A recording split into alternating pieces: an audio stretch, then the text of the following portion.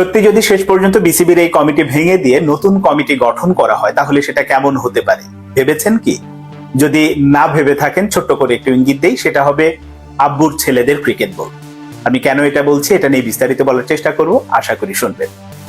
শুরুতে বলি, এই যে আমিনুল ইসলাম বুলবুলের নেতৃত্বাধীন যে কমিটি এখন আছে এটাকে ভেঙে দিয়ে নতুন কমিটি গঠন করা হবে, এইরকম এক ধরনের আলোচনা চারদিকে বেশ জোরে সোরেই শুরু হয়েছে। বিশেষ করে গত 2-3 দিনে বিএনপিপন্থী সংগঠক রফিকুল ইসলাম বাবুর ইন্টারভিউ বিভিন্ন টেলিভিশনে দেখছিলাম, শুনছিলাম, এবং সেখানে তিনি স্পষ্ট করেই বলছেন যে একটা মামলা অলরেডি ঠুকে দেয়া আছে, স্থগিতাদেশ আছে বিসিবির নির্বাচন নিয়ে, সেইটা যদি উইথড্র করা হয়, তার মানে স্থগিতাদেশটা যদি উঠিয়ে ফেলা হয়, তাহলে এই কমিটিকে অবৈধ ঘোষণা করা হবে, তখন আবার পুনরায় নির্বাচন দেওয়া হবে। এর মধ্যে আইসিসির নিষেধাজ্ঞা বা যাই আসুক না কেন সেগুলো হয়তো তারা সামাল দেওয়ার চিন্তা করছে। কিন্তু এই যে তারা আইনি মাধ্যমে বা এই বোর্ডকে অবৈধ ঘোষণা করে তারা ক্ষমতায় আসবে, এই ধরনের একটা পরিকল্পনা আছে, এবং সেখানে তামিম ইকবালকে নিয়েই তারা পরিকল্পনা সাজিয়েছে যে তামিম ইকবাল সভাপতি হবেন আর তারা তার অধীনে বিভিন্ন পোস্টে যেভাবে আসলে আসেন ওইভাবে আসবেন। তো এই যে তামিম ইকবাল সভাপতি, তারপরে বিভিন্ন যে পোস্টগুলোতে কারা আসবেন, এই কারণে আমি বলছি, ওই যে শুরুতে যেটা বললাম যে আব্বুর ছেলেদের ক্রিকেট বোর্ড হবে। এই আব্বুর ছেলেরা কেন? এর আগে আপনাদের নিশ্চয়ই মনে আছে 6 অক্টোবর যে ইলেকশনটা তামিম ইকবালরা বর্জন করলো, শেষ মুহূর্তে ইকুয়েশন মেলেনি যে কে কয়টা পরিচালক পাবে না পাবে, এরকম একটা হিসেব নিকেশের কারণে অনেক রকম দেন দরবার হয়েছে। যখন তামিম ইকবালদের আসলে মনোভূত হয়নি বা হিসেবটা তাদের পক্ষে আসেনি, তখন তারা নির্বাচন বর্জন করেছে। তো এখন যেটা হয়েছে যে যেহেতু তাকে কেন্দ্র করে এখন নির্বাচনের এক ধরনের পরিকল্পনা তারা সাজাচ্ছে, তার মানে বিএনপিপন্থী সংগঠকরাই আসতে যাচ্ছে। এখন যারা আছে তাদেরকে মোটামুটি ঝেঁটিয়ে বিদায় করা হবে। এর মধ্যে সেই ফারুক আহমেদের কথাই বলেন, খালেদ মাসুদ পাইলটের কথাই বলেন, আব্দুর রাজ্জাক রাজের কথা বলেন, আর আমিনুল ইসলাম বুলবুল তো মেইন টার্গেট, তাকে তাড়ানোর জন্য এত পরিকল্পনা হচ্ছে। তো সেইটা হলে সাবেক খেলোয়াড়দের বেশিরভাগকে আসলে এখানে দেখা যাবে না, 2-1 আসলেও আসতে পারে। সেক্ষেত্রে তারা আসবে কারা? এই ক্ষেত্রে ওই যে আপনাদের 6 অক্টোবর যখন নির্বাচন কেন্দ্রিক তারা প্যানেল সাজিয়েছিল, সেখানে কিন্তু স্পষ্ট করেই ছিল কারা কারা আসতে যাচ্ছে।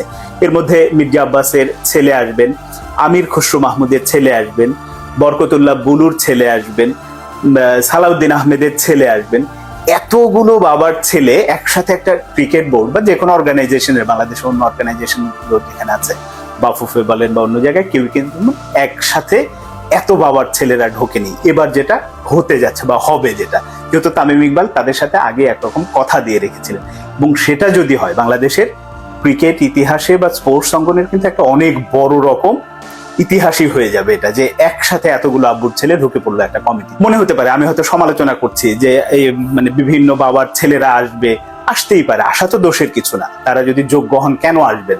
কিন্তু সবচেয়ে মজার ব্যাপার, যারা আসছেন বা এই পদের জন্য যাদেরকে আসলে সিলেক্ট করে রেখেছে তারা কেউই আসলে এইভাবে সংগঠক হিসেবে যে অভিজ্ঞতাটা, কারণ বিসিবির মতো বড় অর্গানাইজেশন চালানোর জন্য, বাফুফের মতো বড় অর্গানাইজেশন চালানোর জন্য যে ধরনের অভিজ্ঞতা থাকা প্রয়োজন তার কোনোটিই নেই। কিন্তু শুধুমাত্র আব্বুদের পরিচয়, যে আমার বাবা এখন হয়তো মন্ত্রী, আমার বাবা এমপি, বাবা রাজনৈতিক ব্যক্তিত্ব, টাকা পয়সা আছে, সবকিছু মিলে এইরকম একটা পরিস্থিতি হতে যাচ্ছে, এইরকম একটা কমিটি হবে, এটা ইঙ্গিত দিয়ে রাখলাম। এর সঙ্গে এই যে আব্বুর ছেলেরা তো আছে, তার সাথে ধরেন মাহবুব আনামের মতো অভিজ্ঞ সংগঠক, যিনি আবার যদি প্যাচগোজের দিক থেকে সবচেয়ে বেশি দক্ষ এই কমিটিতে, বা তিনি দীর্ঘ সময়, যে আমিনুল ইসলাম বুলবুলের সর্বশেষ যে ইলেকশন হয়েছে সেখানে হয়তো ইলেকশন থেকে সরে দাঁড়িয়েছেন, করেননি, তো আবারও তিনি ফিরবেন বলে শোনা যাচ্ছে। একই সঙ্গে বোরহান হোসেন পাপ্পু নামে একজন আছে, যিনি এই যে এত কিছু হচ্ছে এর ব্যাকগ্রাউন্ডে থেকে কাজ করেন। মোহামেডানের আসাদুজ্জামান সাহেব আছেন, ইনারা লোকমান হোসেন ভুঁইয়া আছেন, লুৎফর রহমান বাদুল আছেন, প্রত্যেকেই এরকম বিভিন্ন জায়গা থেকে ঢোকার চেষ্টা করবেন বা ঢুকবেন। তো এই যে যখন এই প্রক্রিয়াগুলো এখন হবে, এই নির্বাচনী প্রক্রিয়া, এইটা নিয়ে আসলে প্রশ্নবিদ্ধ হবে কিনা। কারণ যখন বলা হচ্ছিল যে আমিনুল ইসলাম বুলবুলের ওই নির্বাচন যখন হলো, তখন ওই প্রক্রিয়াটাই, সিলেকশন প্রক্রিয়া, কারা ভোটার হয়ে আসবেন, কাউন্সিলর